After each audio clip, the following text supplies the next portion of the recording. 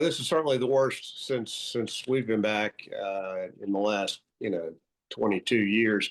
People are comparing it to the ice storm of 1994. Campbell McCool is a was not here transplant from then. New Orleans to People Oxford, who were Mississippi. After being a student at Ole Miss, he returned years later to develop real estate and open a wedding and event venue.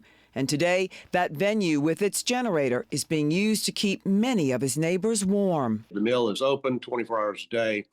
Got heat. You can charge your cell phones. Got lots of bathrooms, plenty of bottled water. And so one by one, people started bringing sleeping bags and blow up mattresses. And it's quite an interesting community scene of just people caring for each other. No power since Sunday afternoon. There are so many trees down blocking roads that's a big deal.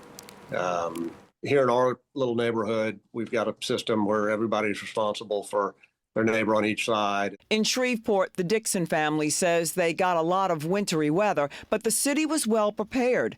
Not the same for their son in graduate school at Ole Miss. They're hunkered down. Luckily they found a friend that has power. So I think there's like 30 frat boys living in an apartment. That sounds horrible. But I probably would have done it back in that day. But help is on the way right here from Southeast Louisiana and beyond. We're assembling teams from all over the country that are starting to come into Mississippi, northern Louisiana, Tennessee, all these areas to provide that assistance. First responder Josh Gill from Springfield on the North Shore is the incident commander with the United Cajun Navy.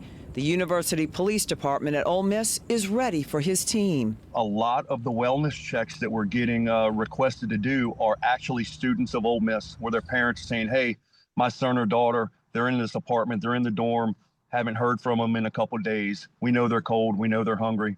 Please provide some assistance. He says people are also asking for firewood, propane, blankets. The United Cajun Navy has more than 100 volunteers spread out in several states and have been live streaming and helping since the storm's frigid winds came through. Because it's the right thing to do.